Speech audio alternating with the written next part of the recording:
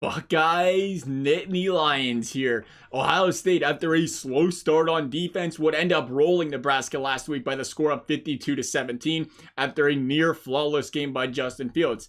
Now, on the other end, you got Penn State, who had a game they probably like to forget about and erase here. It was a game against the Indiana Hoosiers, but the game was, to say the very least, it was a sloppy game by Penn State. There was 2 overthrow interceptions in the first half. Guys were open, and Clifford just missed them there. That put Indiana in a position to take an early lead and get ahead early. There was the fumble and the read option in the red zone that could have seen, again, Penn State put points on the board. They had the fumble where they got it right back shortly after, thanks to their defense, but then they'd go on to miss the chip shot field goal to end the half. The points were all over the place. Now, granted, it wasn't a controversial ending to the game, sure, but should I have ever gotten to that point in the game? Absolutely not. This was a Penn State team that should have easily handled Indiana. And for that reason, I think, if Penn State wants to beat Ohio State this week, Clifford has to be more careful with the football. Period. No questions about it. They need to eliminate the silly plays on defense. The silly plays, there was a couple of different targetings this game. You can't go out there against an Ohio State football team and say, hey, guess what? We're going to give you a free 15 here. We're going to risk losing a player to ejection here. You can't be doing that against an Ohio State team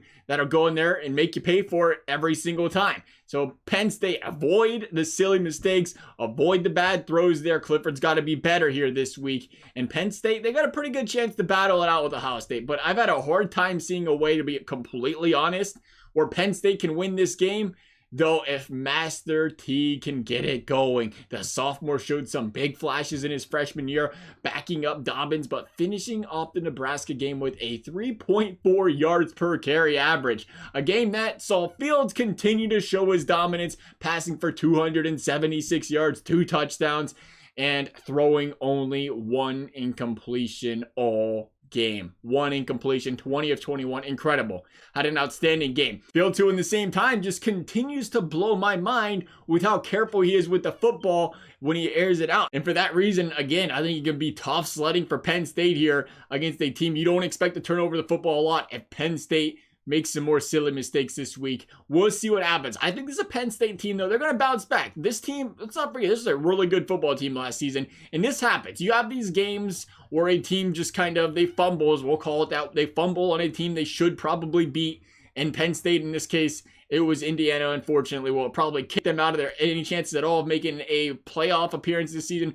More than likely, but at the same time, that doesn't mean this team can't go on a run to end the season here in Penn State. But that being said, I just think Ohio State's too much to handle right now. Until they've proven otherwise, Ohio State 38, Penn State 24, in a very good game here, I think, this week between the two. That's our thoughts. As always, thank you guys for watching. We'll see you next time.